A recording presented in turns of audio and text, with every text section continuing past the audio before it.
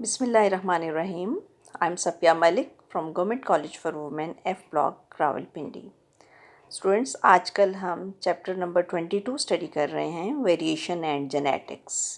हमने अपने previous lecture में लॉ ऑफ सेग्रीगेशन को स्टडी किया और आज हम उसकी थोड़ी सी मज़ीद रिवीजन कर लेते हैं।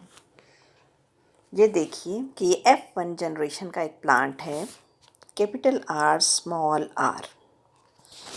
ये है उसकी जीनोटाइप, ठीक है। उसकी जीनोटाइप है बस कैपिटल R स्मॉल r यानी कि हेट्रोजाइगस, जबकि उसकी फिनोटाइप क्या है, राउंड सीड। अब वैसे तो कोई भी जो राउंड सीड है वो हेट्रोजाइगस भी हो सकता है, होमोजाइगस भी हो सकता है। अगर ये होमोजाइगस होता कैपिटल R, तो जब ये दोनों एलील सेपरेट होते तो तमाम गेमीट्स सिमिलर बनते। लेकिन इस हेट्रोजाइगस कंडीशन में देखिए कि ये दोनों एलील्स जब एक दूसरे से अलहदा होंगे तो 50% चांसेस हैं कि आधे गेमीट्स में कैपिटल R जाएगा, डोमिनेंट जो जीन है, और आधे गेमीट्स यानी कि 50% गेमीट्स के अंदर, जो कि यहाँ पर पिंक कलर से के नज़र आ रहे हैं आपको, उनमें रिसेसिव जाएगी जीन, ठीक है। तो ये देखिए, अब दोबारा से अगर हम इसको डिफ़ाइन करें लॉ ऑफ सेग्रीगेशन को, according to law of segregation the two coexisting alleles for each trait in an individual segregate or separate from each other at meiosis। देखिए कि ये दो एलील्स थे किसी भी एक इंडिविजुअल के अंदर, कैपिटल R और स्मॉल r इकट्ठे थे। जब मियोसिस हुई, गेमीट फॉर्मेशन हुई, तो ये दोनों एक दूसरे से, ये जो एलील्स हैं ये सेपरेट हो गए और कुछ गेमीट्स में कैपिटल R जाएगा और कुछ गेमीट्स में स्मॉल r जाएगा। So that each gamete receives only one of the two alleles, ठीक है, कि ये दोनों एक साथ किसी भी गेमीट में नहीं जा सकते एलील्स, ये सिर्फ या डोमिनेंट जाएगा या रिसेसिव जाएगा।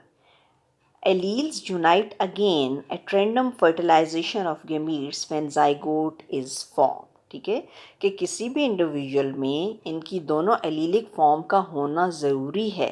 वो कैसे दोबारा से यूनाइट कर जाते हैं, जब जाइगोट बनता है। गेमीट फॉर्मेशन के टाइम पे वो एक दूसरे से सेपरेट या सेग्रीगेट हो जाते हैं और ये जाइगोट में दोबारा से यूनाइट कर जाते हैं, ठीक है। अब नेक्स्ट हमने पढ़ना है टेस्ट क्रॉस।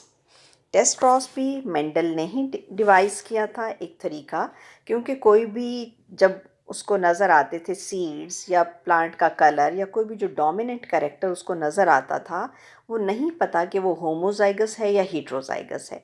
जैसे आप लोगों ने अपने प्रीवियस लेक्चर में देखा है कि जो राउंड सीड्स थे, हो सकता था कि वो कैपिटल R हों, और ये भी पॉसिबल था कि वो कैपिटल R स्मॉल r हों, ठीक है। तो बज़ाहिर वो आपको जो उनकी फिनोटाइप थी वो डोमिनेंट ही नज़र आती है, लेकिन उनकी जीनोटाइप क्या होमोजाइगस है या हेट्रोजाइगस है, ये चेक करने के लिए और टेस्ट करने के लिए उसने टेस्ट क्रॉस को डिवाइस किया। और उस यही है कि it is use to test the genotype of an individual showing a dominant phenotype, कि बज़ाहिर फिनोटाइप तो डोमिनेंट है लेकिन जीनोटाइप का क्योंकि आपको नहीं पता, आप उसको मालूम कर सकते हैं टेस्ट क्रॉस के ज़रिए। अब ये होता कैसे है, it is a mating in which N individual showing a dominant phenotype is crossed with N individual showing it's recessive phenotype, ठीक है, कि वो इंडिविजुअल जो कि बज़ाहिर आपको डोमिनेंट फिनोटाइप का लग रहा है, उसको एक रिसेसिव फिनोटाइप के साथ क्रॉस करवाया जाता है, और उसके रिज़ल्ट्स जब आते हैं तो फिर वो आप कह सकते हैं कि जो भी इंडिविजुअल जिसको हमने टेस्ट किया था वो होमोजाइगस था या हेट्रोजाइगस था, ठीक है। ये आप देखिए कि if the seed is homozygous round, कि पहला केस क्या है कि सीड्स, आप फर्ज कर लें कि आप एक ऐसे सीड्स को टेस्ट करने जा रहे हैं जो कि होमोजाइगस हैं राउंड के लिए। तो होमोजाइगस राउंड के लिए क्या होगा, कैपिटल R, उसको आप क्रॉस करेंगे रिंकल्ड के साथ, और रिंकल्ड कैरेक्टर अपीयर ही तभी होगा जब वो होमोजाइगस कंडीशन में होगा, यानी स्मॉल r। अगर एक सिंगल r होता है तो वो अपना इफ़ेक्ट ज़ाहिर नहीं करता, क्योंकि वो एक रिसेसिव कैरेक्टर है, और जब वो दो होमोजाइगस कंडीशन में होगा तभी उसका इफ़ेक्ट ज़ाहिर होगा, ठीक है। तो ये देखिए, अगर आप इस वक्त उस लॉ को अप्लाई करें जो अभी आपने स्टडी किया है, लॉ ऑफ सेग्रीगेशन, तो देखिए कि कैपिटल आर जो एक राउंड प्लांट है उसके तमाम गेमीट्स एक जैसे बनेंगे, उनमें सब में कैपिटल आर जीन आएगी। स्मॉल आर जो कि एक रिंकल्ड सीडेड प्लांट है, उसके जितने भी गेमीट्स होंगे उनमें स्मॉल आर की जीन आएगी रिसेसिव। ठीक है, ये आपस में जब इनकी मेटिंग होगी तो नेक्स्ट जनरेशन में तमाम के तमाम इंडिविजुअल्स जो हैं वो कैपिटल आर स्मॉल आर होंगे, और उनकी क्या होगी, उनकी फिनोटाइप क्या होगी, तमाम के तमाम राउंड, और इनकी जीनोटाइप तो जाहिर है हम अभी यही जीनोटाइप ही तो चेक कर रहे हैं कि इनकी पेरेंट्स की जीनोटाइप क्या थी। अब ये तो डेफिनेटली हेटेरोजाइगस ही होगा, क्योंकि इसको जिससे क्रॉस किया गया है वो एक रिंकल्ड सीडेड प्लांट था, स्मॉल आर।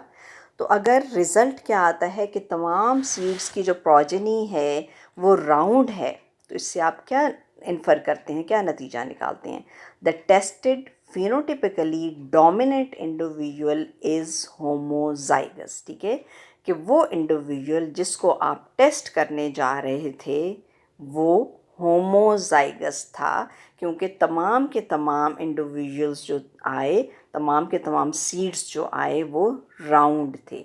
ये केस 1 है।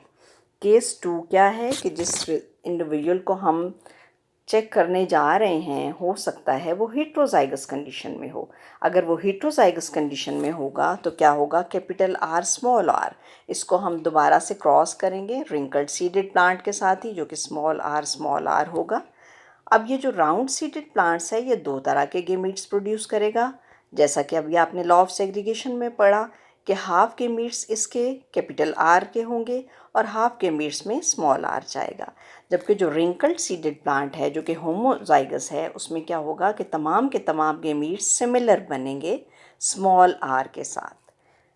अब चांसेस क्या हैं कि 50% चांसेस हैं कि कैपिटल आर जो है वो स्मॉल आर के साथ यूनाइट करे, और 50% चांसेस हैं कि स्मॉल आर जो है वो स्मॉल आर के साथ यूनाइट करे।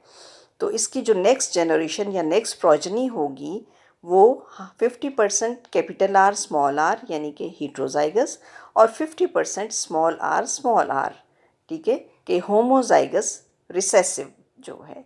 तो इस कंडीशन में अगर जो रिज़ल्ट आता है कि हाफ राउंड सीड्स आएँ और हाफ रिंकल्ड सीड्स आएँ, जो नेक्स्ट प्रोजेनी आए अगर उसमें दो तरह के इंडिविजुअल्स आपको नज़र आएँ, कुछ राउंड और कुछ रिंकल्ड, तो फिर आप समझ लें कि इनका जो पेरेंट जिसको हमने चेक किया था या टेस्ट किया था दैट वाज हेटेरोजाइगस। ठीक है, the tested phenotypically dominant individual is heterozygous. जबकि ये जो पिछला आपने देखा कि जिसमें तमाम की तमाम प्रोजेनी सेम थी, तमाम के तमाम जो नई जनरेशन है वो राउंड सीड्स की आई, तो इसका मतलब क्या है कि टेस्टेड जो भी इंडिविजुअल था दैट वाज होमोजाइगस। ठीक है, कि हम जो हमें डोमिनेंट नज़र आ रहा है करेक्टर फिनोटिपिकली एक राउंड सीड नज़र आ रहा है वो होमोजाइगस है।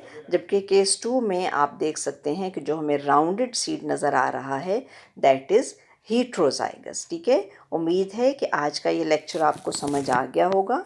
अब नेक्स्ट इंशाल्लाह हमने जो करना है वो डाई हाइब्रिड क्रॉस है, तो उसके लिए ज़रूरी है कि आपको ये वाला सब अच्छी तरह से समझ आ चुका हो। ठीक है, ओके, अल्लाह हाफिज़।